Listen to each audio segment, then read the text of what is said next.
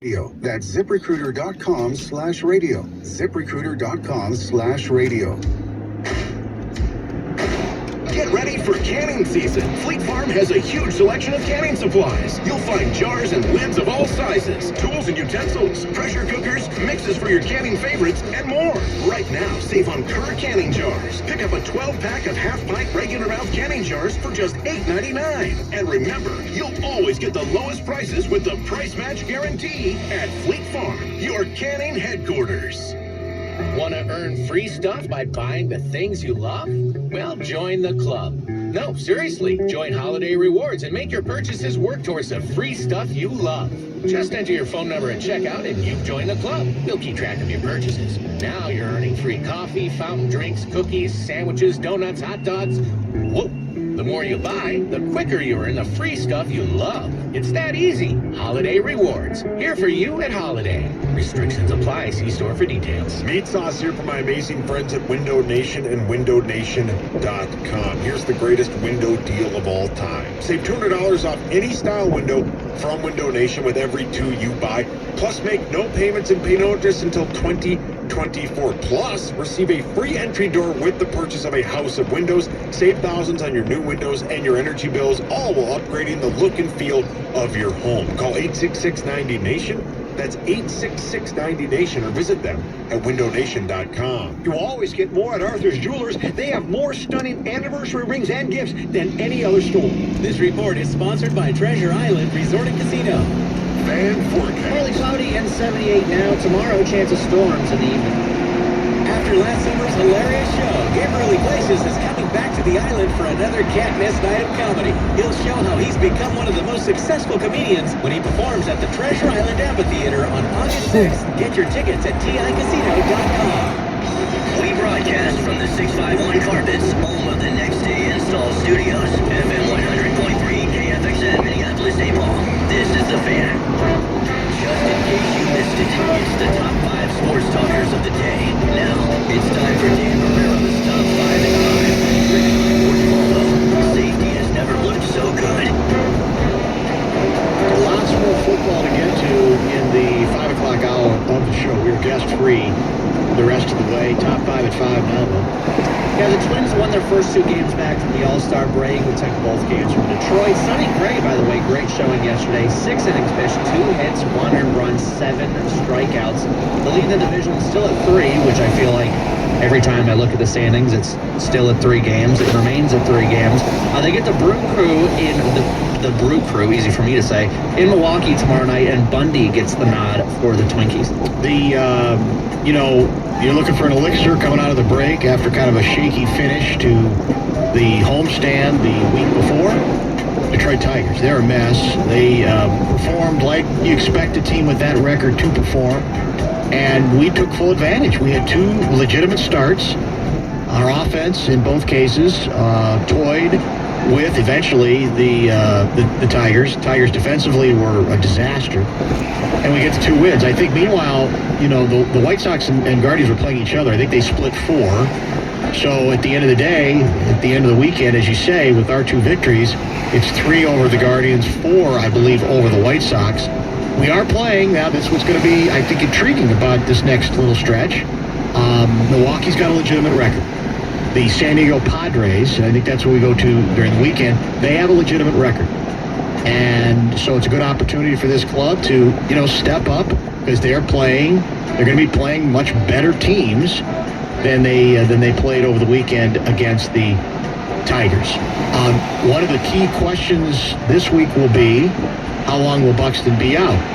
They announced that he had this medical procedure, this platelet therapy that can be very helpful to his knee, to the injured knee. That's a sort of a chronic issue for him.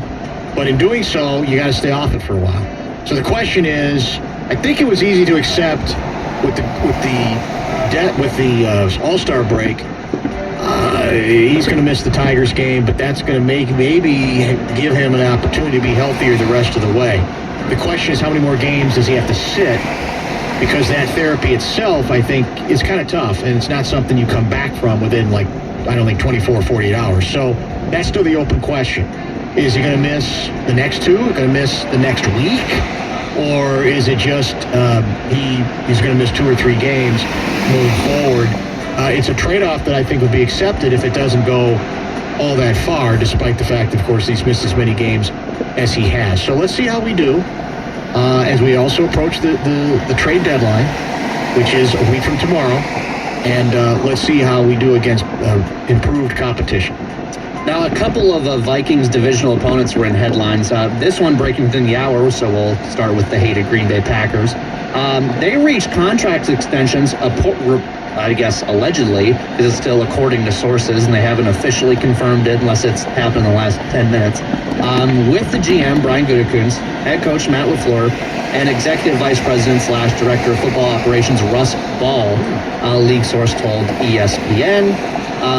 Mark Murphy, the Packers president, wouldn't confirm, and they didn't ask me as an owner, would not confirm the extensions, but he said, I'll just say I'm confident not only Matt and Brian, but Russ will continue to be Packers employees for years to come. So we're getting new coaches and GMs here, and they're re-signing and promoting and extending people. They're doubling down. So what that tells me is they may be bothered by the fact that the team has underachieved in the postseason after some gaudy regular seasons, but they don't care. That these are our guys.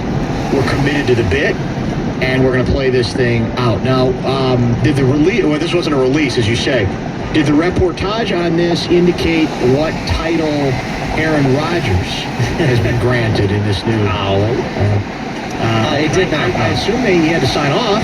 I assume they had to check with him before they went forward with this, but it is kind of interesting. Well, they re-signed him. You would think he would like the guys he was working with. Did you see, was it last week, some of the financial numbers came out on your Packer club, and their profits went back, was it 87 million? It was a lot, yeah. I remember they put it out, but what's your cut as an owner? Do you know what your cut is? My cut is paying every January. That's my cut of being, To a certain extent. Not a whole lot. You get the letter in the mail for coming to the meetings. You never felt that. The Bears also are in the news. Really? So they released plenty of talk of suburban stadium versus, and where is it? Arlington Heights. Heights is the proposed destination. Yes. Well, Chicago Mayor Lori Lightfoot, that is a name, basically put out the renderings today of what Soldier Field would look like had they put on a dome. They have like 3 different options, but more or less it's all putting on a dome or making it, air quotes, dome ready. Costs anywhere from $900 million to $2.2 billion to do this, all to keep the Bears in downtown Chicago. Where do you stand on the downtown stadium versus suburban stadium? And what do you think of the Bears? Well, historically, like here, for example, I tend to be a mega stadiums like this belong downtown because I'm a big city guy. I tend to think that that's a good thing. But I have to say, the Chicago case is so twisted. The Soldier Field has been very poorly managed. The remodel, I don't think, was particularly good. The turf has always been an issue, and frankly, I think it's too late. And I think the mayor is just trying to hold it together because she knows there's political ramifications if she doesn't. But the Bears have already, put down some money on some land where there's a racetrack in Arlington Heights, and they're going to have the opportunity. They don't have to share anything with the city. They're going to have one of those mega complexes where it's going to be the stadium, it's going to be hotels, it's going to be eateries, it's going to be the whole bit. So I think it's over, and I'm actually okay with it this time because I think, as I mentioned, Soldier Field, as much as I like the scene there, you're on the lakefront, it's the city of Chicago, big shoulders, the whole bit, that it almost feels like it's time. Move on with the rest of your lives.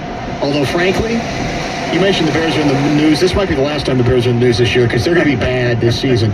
And I'm not convinced anything really changes with the Bears, even with a new stadium, as long as the same people own the club. They got ownership issues that I think are at the root of their particular problem. But I'm not surprised to see the mayor try to take a shot at it because she's got to at least make it look like Chicago is trying to keep them. Yeah, the Braves really set the precedent for moving to the suburbs, building an entire city basically around their complex. And overnight, they went from one of the worst attended teams in the MLB to one of the best. This broke Friday, but I think it brings up an interesting point. So Matthew Tkachuk, are you familiar?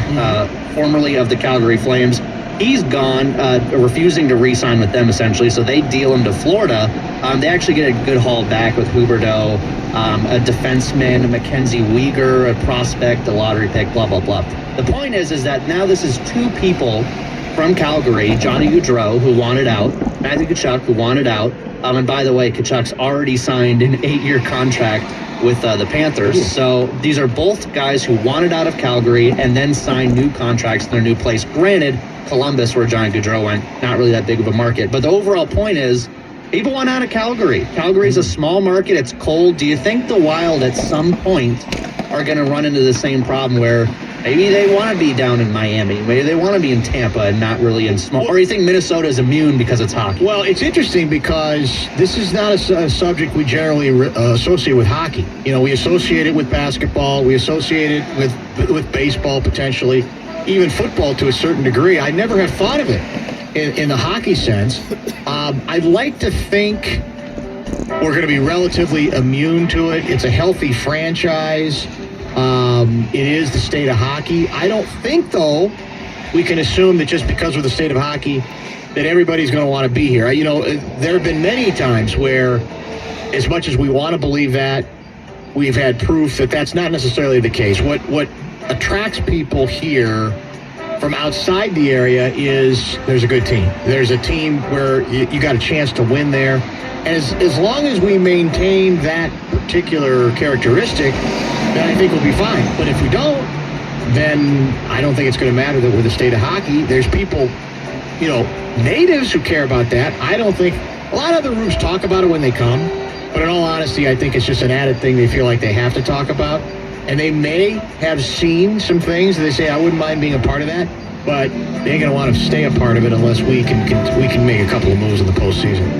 Lastly, I teased it. Aldous will be pleased, by the way, that you wedged hockey in. Oh, yeah, I always managed Was it his idea? It wasn't, no. Okay, you should be sure. I managed to wedge the Packers and hockey in, so it's really par for the course here. Amazing how that worked. So a 1952 mint condition Mickey Mantle baseball card is on auction right now. The card is widely regarded as one of just a handful in near perfect condition. It's set to make records. What do you think the estimated cost of this 1952 mint condition 52. Mickey Mantle baseball card would be? That's got to be 52. So we're going back 70 years there? Man, that's huge. I think I did the math right. It's got to be, if you're bringing it up, it's got to be some ridiculous amount of money that makes no sense to mere mortals amongst us. I'm going to say $2 million. I'll give you this. The current record that it's expected to break was for a 1909 Honus Wagner card. I believe I said that. I hope I said that correctly. For $6.6 million, and it's expected. So I'm way off to break that. It's going to go above that. Yeah, I was worried $2 million might be too much. It is expected to go at $10 million. Right now, it's at $4.2 million. Think about it. That's insane. But there's obviously people out there with a lot of money, and there are people who this stuff matters to. One of the best switch hitters of all time. Yeah, he's a great player. Yeah, I spent some time with Mickey back in the day, Dallas, Texas, riding around in a limo. One of his books, I think, was going out. He could be a cranky sucker. Not going to lie to you. The Mick could be very, very difficult to deal with. Had a lot of bitterness, had a lot of baggage, had a lot of angst for lots of reasons, even though he was, as you say, one of the best players in the history of baseball. I live and learn. I guess I never cease being stunned by why there is such a market that allows you to say, I'm going to write a check for $10 million for a bleeping baseball card, no matter how rare it is, no matter how far back it goes. I guess it means it's a hell of a world.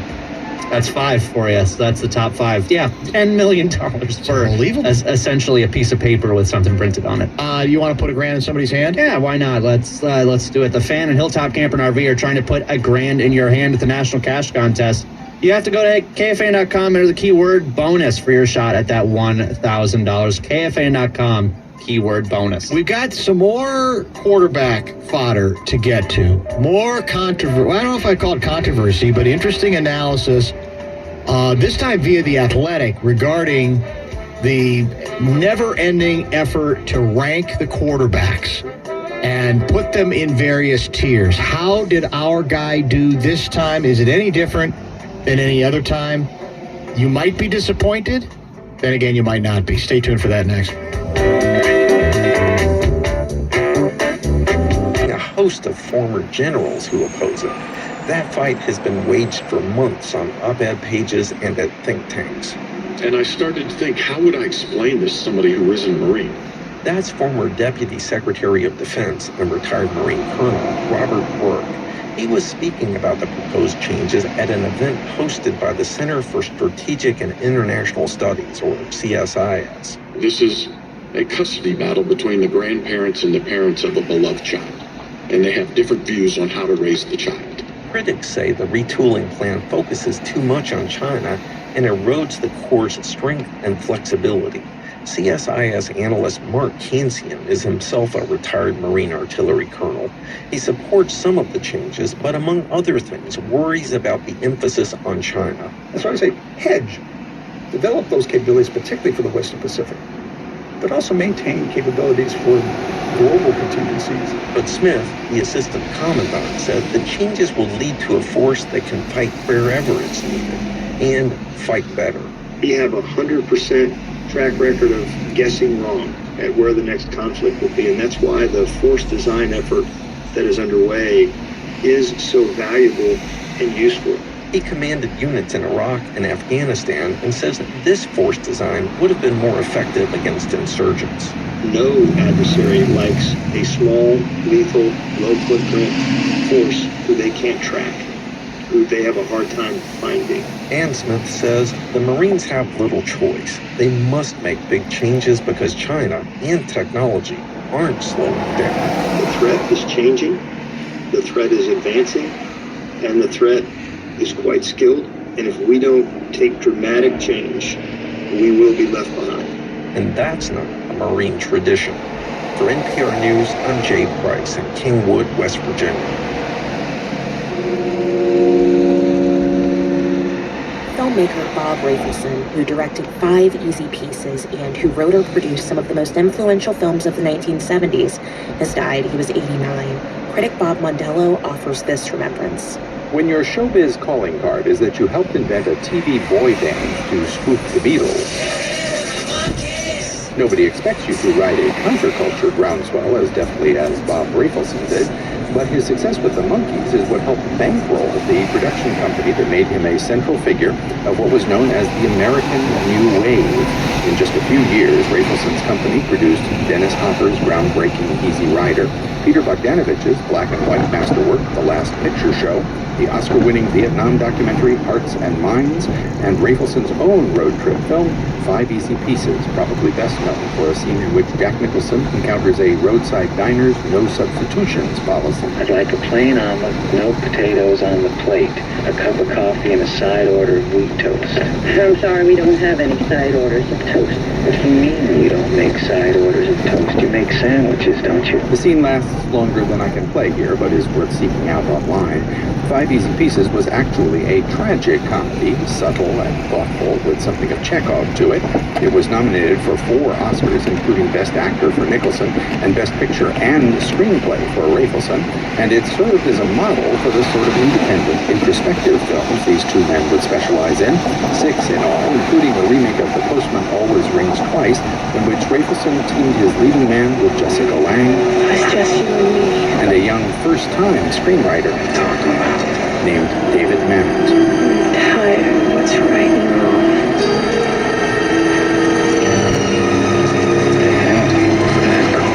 Bob Rafelson, a nurturer of indie talent who turned the actors and writers he worked with into stars. I'm Bob Mondello.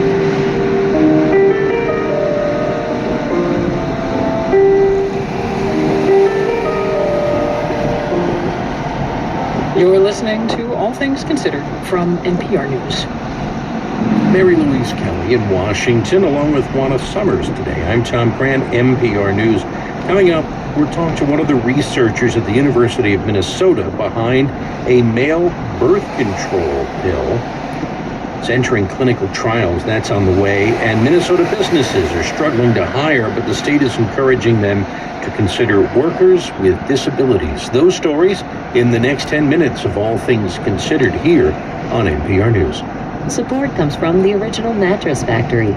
Hand building mattresses and boxes. Ready to do all those things in your yard or your spring activities? Please check out Cultivated CBD. You've heard about CBD, maybe you've tried it from other companies. Try Cultivated CBD, the brand I trust and the brand I recommend. Their products help me with my sleep, with my anxiety, and the Body Balm has been a lifesaver for my joints. You can reach out to their team on Twitter or Instagram to learn all about the CBD products that they offer. And then when you get to cultivatedcbd.com, use the promo code KFAN for 10% off all their CBD products. They even deliver right to your door. Cultivatedcbd.com. This is The Fan. The Fan.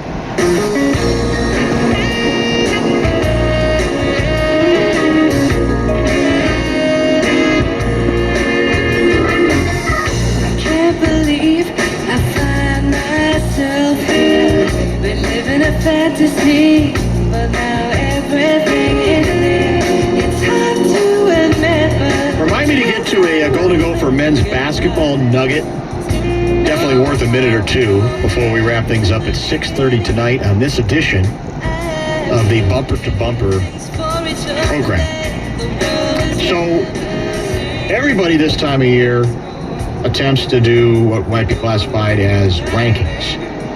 And by rankings, I of course mean let's get, especially at the sexiest positions, let's rank the best running backs, wide receivers, and most notably quarterbacks. The Athletic has now done it, and they do it they go with the tier approach, where they have a group of quarterbacks they classify as top tier, first tier, then they got some second tier, and then, you know what follows, it'd be third tier. How did our guy do? Well, let's first off work up to it a little bit. Let's talk about who's in that tier one. And they've been doing the tiers for a while, I think, at The Athletic. Mike Sando put this thing together.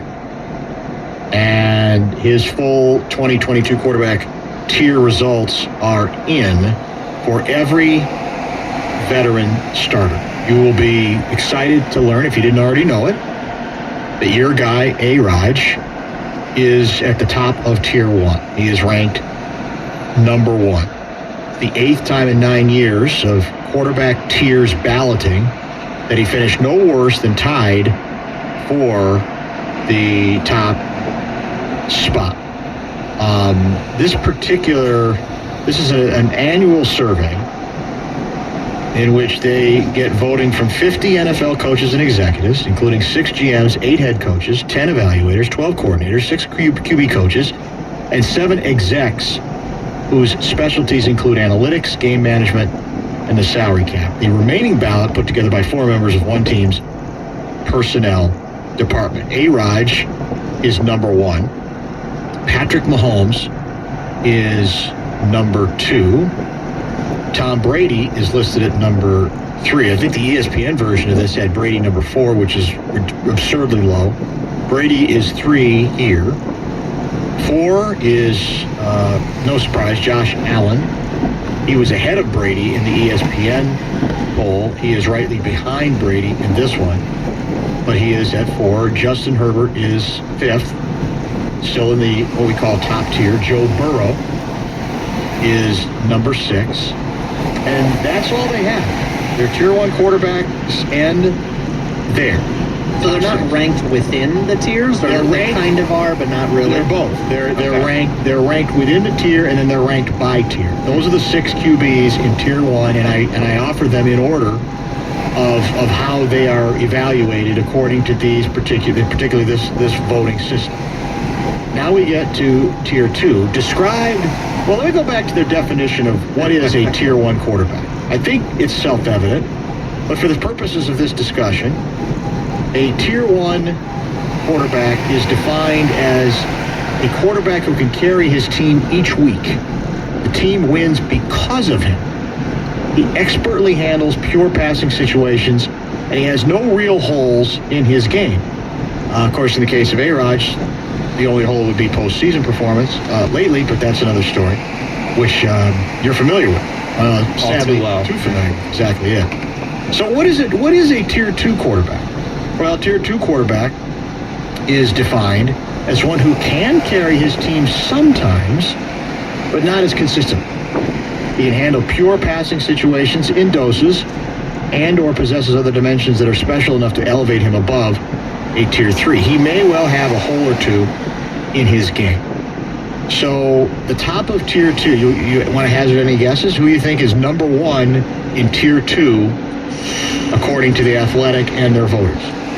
I wish I would have done a little, because I know they were talking about it at around 2 o'clock as well. With the, I'm really bad on the off. I know that Cousins is going to, surely is going to be right in the middle.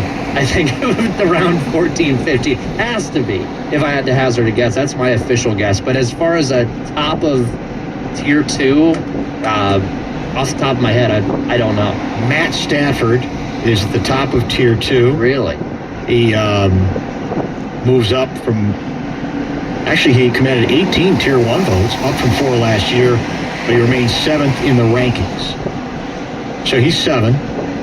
Russell Wilson, new home, Denver, is at 8. Russell needs to rebound. I'm a big Russell Wilson guy, but he needs to rebound. I think he's going to have the opportunity to do it, but I think he needs it. He's a rebound after those videos he made for the Broncos, too. That was tough. Deshaun Watson, who might not play it down, or certainly isn't going to play soon, is the 3rd Tier 2 quarterback, ranked number 9 overall. And Lamar Jackson is at number 10 overall, but is also classified as Tier 2. He climbed slightly in terms of average, but dropped 3 places in the rankings as Stafford, Herbert, and Burrow moved past. They acknowledge there remains no player like him in the league. There's a quote that has gotten everybody's attention. It's an unnamed defensive coordinator. It's getting a lot of talk around the water cooler today. Here's the quote: "If he has to pass to win the game, they ain't winning the game. He's so unique as an athlete, and he's a really good football player. And I don't care if he wins the league MVP 12 times. I don't think he'll ever be a 1 as a QB. He'll be a 1 as a football player, but not as a QB. So many games come down to 2 minutes, and that is why they have a hard time advancing, even when they are good on defense. Playoffs are tight. You have to be able to throw the ball. He's just so inconsistent throwing the ball. It's hit or miss." A lot of people have been offended by those comments. By the way, they've assumed Jack Del Rio made them, which he might have. I have absolutely no idea. But I don't completely disagree. I think it's a little harsh on him, but it's an open secret that as great a football player as he is, and as capable, as great he is running, and as capable as he can be throwing, he's an inconsistent thrower. His accuracy is an issue, and he's erratic. And no matter how much the game has changed for the multi-purpose guy who can do as much with his legs as he can with his arm, sooner or later, you're going to have to make a certain percentage of plays with your arm. Just a fact. I mean, there's a lot of great running quarterbacks. I mean, Mahomes, obviously top of the list, who's very mobile. Kyler got a bunch of money, too, in Arizona. We're going to get to Kyler, because he's an interesting study as well. But the point is, Mahomes makes great throws when he's going good. Great throws. And this guy has not been that kind of a thrower. So I don't think it's all as controversial as some other people do. Dak Prescott is 11 overall, but also part of Tier 2. Dak Prescott, a guy who's become, I think, more polarizing as time has gone on, because he's had some stretches where he's looked dominant, and then there's been other stretches, especially against good teams, where, I don't know. Where has he sort of reached his ceiling? Is it, what we see, what we get with him, or is there another gear in him? Also in Tier 2. Still in Tier 2. You'll notice number 8's name has not come up. Derek Carr. Vegas Raiders is 12th overall. This is his highest standing since 2017, with the second best average of his career. One head coach saying he's close to Tier 1, Derek Carr is. Just from an intellect standpoint, he always puts them in good position. He makes a lot of good decisions.